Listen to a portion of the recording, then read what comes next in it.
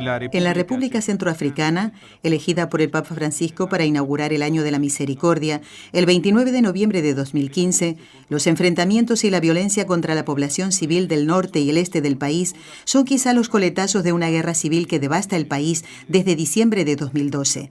100.000 desplazados se añaden a los 400.000 que ya habían huido de las zonas de enfrentamientos con la ayuda de las organizaciones internacionales. Abdoulaye es un estudiante musulmán de Bangassou. No conseguimos entender las razones de este conflicto. Antes vivíamos en armonía, cristianos y musulmanes, y compartíamos lo que teníamos. Después los grupos armados se movilizaron contra nosotros.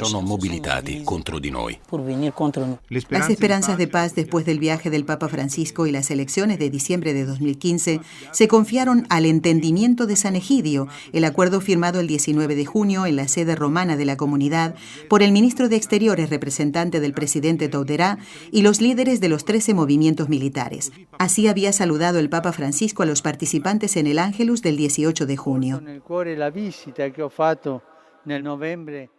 Llevo en el corazón la visita que realicé a ese país en noviembre de 2015 y deseo que con la ayuda de Dios y la buena voluntad de todos se relance y refuerce plenamente el acuerdo de paz, condición necesaria para el desarrollo. El proceso de paz, condición necesaria para el desarrollo. Después de 3 días y 3 noches de trabajo, huéspedes de la comunidad de San Egidio, a la que también se llama la ONU del Trastevere, los representantes de los distintos grupos definieron un acuerdo a partir de 3 puntos. En el plano político, el alto el fuego bajo control de la comunidad internacional, el reconocimiento de todos los movimientos para la reconstrucción y el comienzo de una dinámica de reconciliación.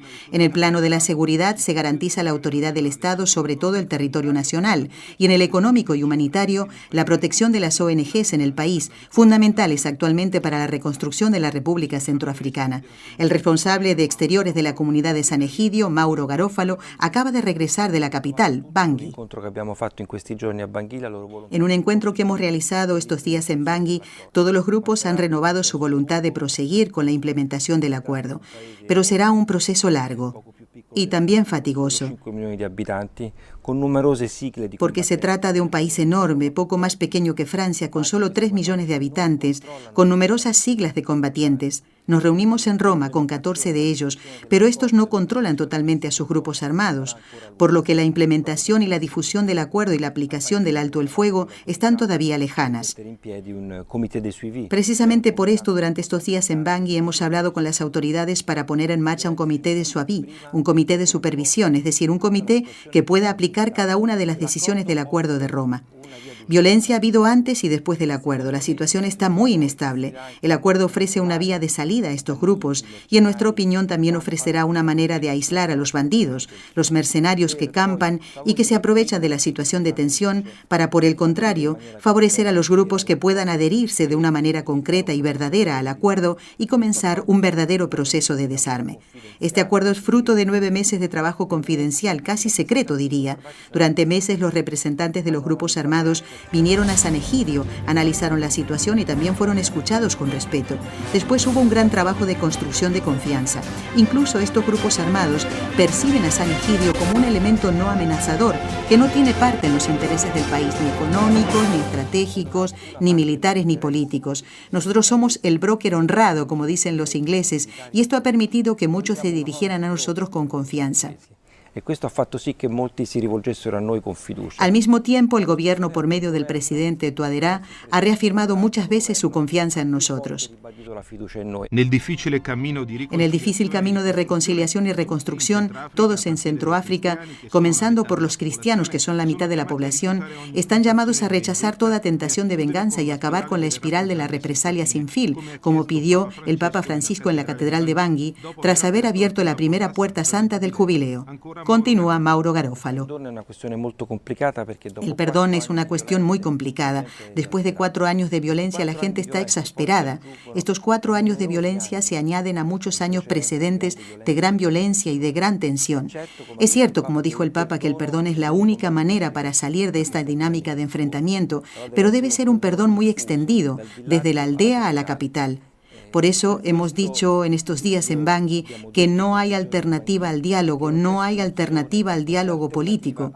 La ONU tiene 12.000 soldados y no consigue controlar todo el territorio. Yo creo que el perdón, el diálogo, el acuerdo es la única manera de salir de esta situación. Il perdono, il dialogo, l'accordo è l'unico modo di uscire da questa situazione. L'accordo di Roma lavora su questi temi, sul tema della giustizia e della riconciliazione. El Acuerdo de Roma trabaja en estos temas, en la justicia y en la reconciliación de una manera realista. No es posible en este momento pensar en una amnistía o hacer cosas que vayan en la dirección de la impunidad. Pero al mismo tiempo es necesario proporcionar un camino de salida honorable a todos los que han creado este caos. De una manera realista, en el acuerdo razonamos sobre las sanciones internacionales y sobre la justicia de transición. Sulle sanzioni internazionali e sulla giustizia di transizione.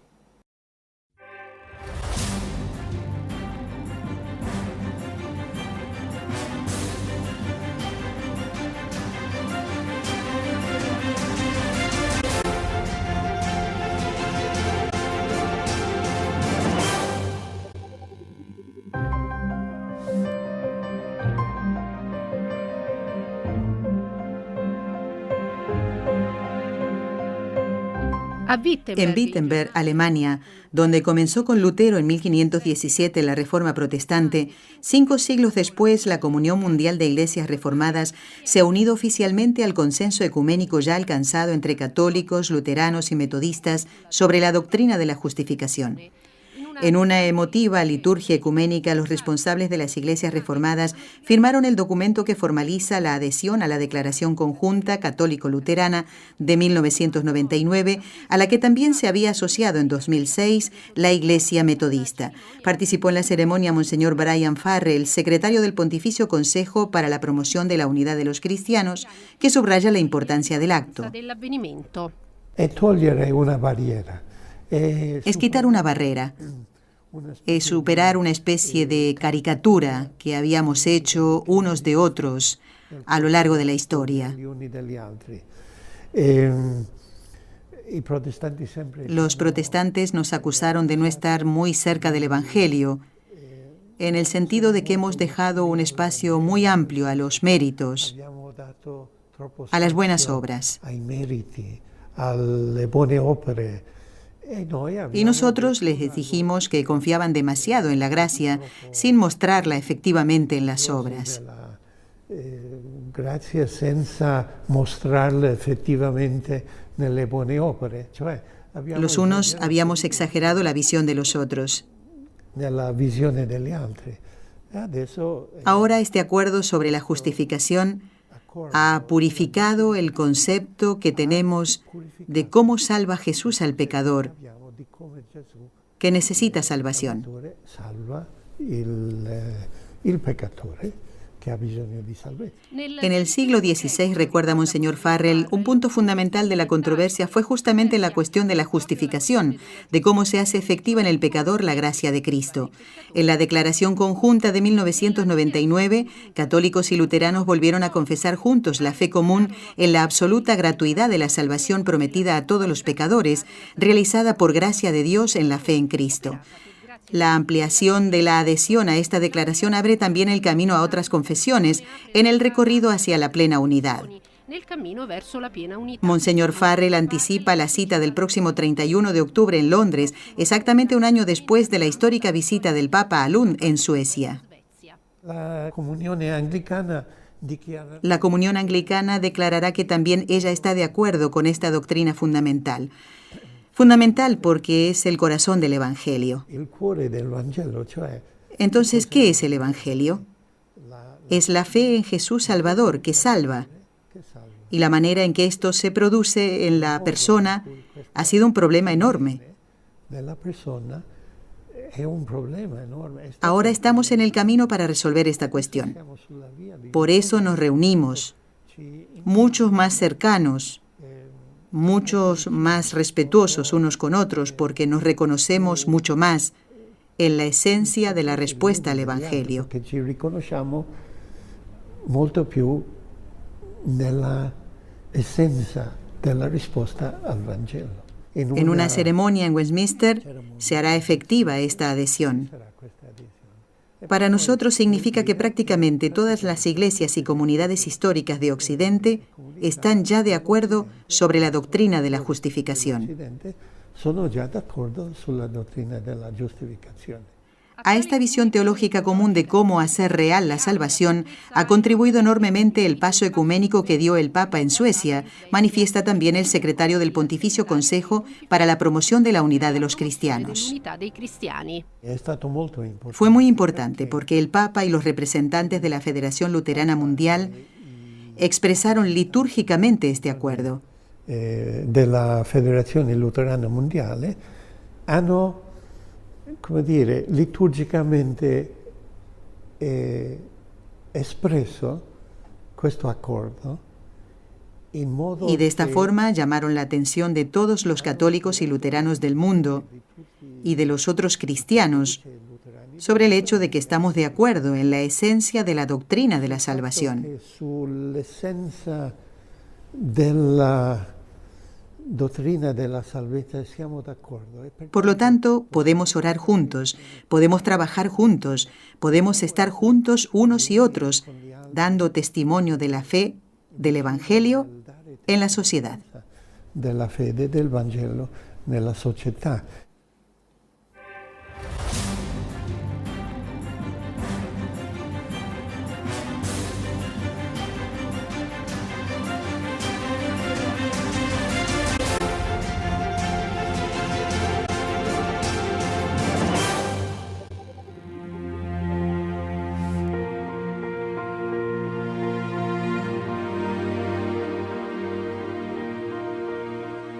Caminaron juntos durante más de 20 años. Juan Pablo II escribiendo páginas de un pontificado destinado a dejar huella en la historia del mundo y de la Iglesia. Joaquín Navarro Valls interpretando y divulgando de una manera clara y precisa esas huellas, dando una impronta nueva e innovadora a la comunicación vaticana. Lealtad, profesionalidad y dono di sé son las tres cualidades messe. Lealtad, profesionalidad y don de sí mismo son las tres cualidades que pone de manifiesto Monseñor Mariano Facio, vicario general del Opus Dei, institución a la que Navarro Valls pertenecía como numerario, al celebrar los funerales, pocos días después del fallecimiento del ex portavoz vaticano, que sucedió a los 80 años como consecuencia de una enfermedad.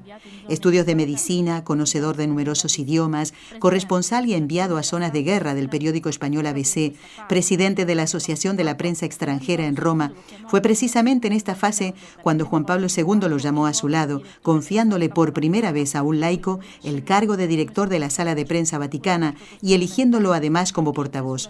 Una relación construida a lo largo del tiempo en la franqueza y la confianza, en el diálogo sincero, incluso frente a las dudas y los momentos difíciles. Uno hablaba con él y encontraba la solución en unos pocos minutos y se realizaba esa comunicación.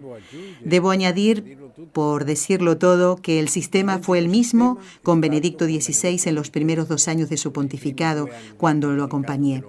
También era de una cordialidad extraordinaria cuando pasaba algo. Le decía, Santo Padre, ¿acaso esto? Sí, vamos a hacerlo así. Era un tipo de colaboración estupenda que obviamente la gente recibía con gran alegría y con gran interés. Que naturalmente la gente riceveva con grande gioia y con grande interesse. En 3 ocasiones, algo absolutamente inusual, Navarro Valls fue jefe de delegaciones de la Santa Sede para algunas conferencias de las Naciones Unidas en las que se discutían temas como el matrimonio y la familia, tan importantes para Juan Pablo II. Un hombre completamente dedicado a su servicio, capaz de mantener relaciones con los poderosos de la tierra y preciso para preparar los viajes más difíciles del Papa polaco, como el de Cuba de 1998. Con los años, su relación con Wojtyła se hizo cada vez más familiar, como demuestra su sincera emoción en la Sala de Prensa Vaticana durante las últimas horas de vida de Juan Pablo II. Pienso que no existe ningún interés por mis sentimientos en ese momento. Ciertamente es una imagen que no había visto antes de estos 26 años. El Papa está lúcido, está extraordinariamente sereno.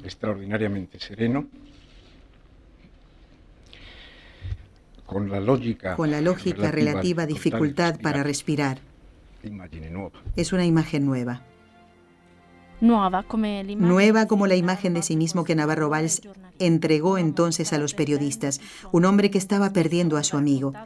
A menudo, había contado, tenía que esperar porque se estaba confesando o porque rezaba teniendo en la mano trocitos de papel que contenían las peticiones procedentes de todos los lugares de la tierra, los dolores del mundo.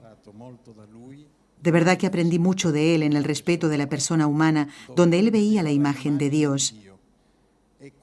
Y este respeto es algo que después de haber vivido junto a él, no puedes olvidar nunca, nunca.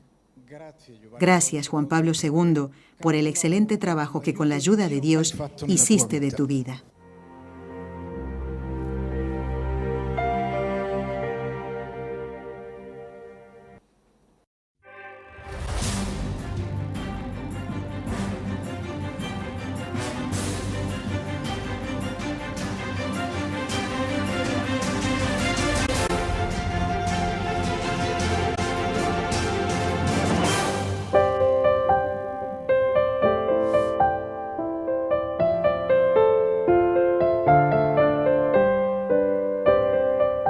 Una iglesia de frontera abierta al encuentro y al diálogo, conforme al carisma de los agustinos.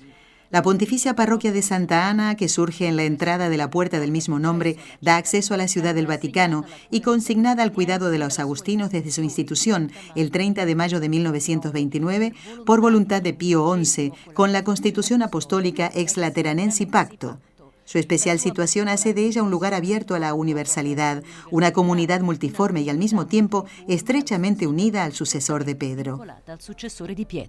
Es una parroquia que tiene la respiración del mundo, los pulmones del mundo, porque tenemos esta providencia que se nos ofrece en este momento histórico, especialmente complicado y difícil, en el que estamos frente a la vida que propone Internet, y por la vida multimedia, pero tanto el ordenador como los móviles, como los iPod y todo lo que es informático, crean una personalidad y una relación informáticas, pero ya no hay una relación personal. Un rapporto informatico, ma non si ha più il rapporto personale. Hay muchas personas que buscan a alguien que pueda escucharles y nos damos cuenta de que vienen a la parroquia porque aquí pueden encontrar a alguien que les dedique atención en distintas lenguas, en todas las situaciones, incluso de diferentes religiones. Vienen a buscar consuelo, esperanza en muchas situaciones de soledad, ya sea la soledad por pobreza, ya sea la soledad de todos los que están abandonados. Están los ancianos a los que nadie busca ya y a los que nadie quiere ya. Los niños abandonados a sí mismos porque los padres están siempre muy ocupados en su vida y que buscan un poco de seguridad en nosotros, que estamos a su servicio. La espiritualidad de los padres agustinos pone a su servicio su carisma específico, que es el encuentro. Aquí hay muchos encuentros de oración y de diálogo mensuales y semanales para poder después darles impulso, espiritualidad y alegría a todos los que vienen a esta parroquia. Dare impulso e spiritualità, gioia a coloro che vengono in questa parrocchia. En un clima palpablemente comunitario, la vida de la parroquia de Santa Ana está marcada por múltiples actividades para proveer a las necesidades materiales y espirituales de feligreses, visitantes y peregrinos. La adoración eucarística, el grupo de meditación de la palabra y el de oración, las madres cristianas y la obra de Cáritas, la coral y los miércoles culturales, hasta actividades de catequesis, orientadas sobre todo a la formación de los niños y de los jóvenes como preparación para los sacramentos de la comunión y de la confirmación. Tenemos los niños que están dentro del Vaticano, los hijos de los guardias suizos o de los gendarmes, de los empleados y también a los que viven aquí, alrededor del Borgo Pío, que están asignados a esta parroquia. Y nosotros les dedicamos tiempo con el catecismo, recibiendo y escuchando también a sus padres para la formación para la vida.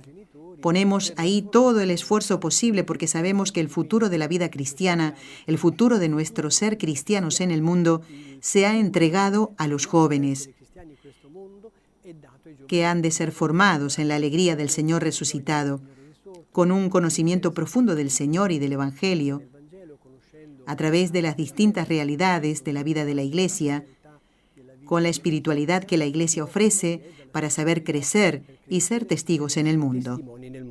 En un mundo estratificado y en continua evolución, hoy también se ha modificado la estructura de las parroquias, como también la vida misma del párroco, que tiene que tener misericordia con todos los que llaman a su puerta, una solicitud que ha marcado el Papa Francisco desde los primeros días de su pontificado y también durante la misa que celebró en la parroquia Santa Ana el 17 de marzo de 2013.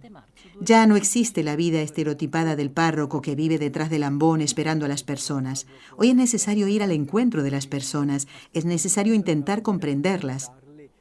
Muchas veces es suficiente ver un rostro triste para comprender a las personas que entran, es suficiente una palabra buena, dialogar, buscar.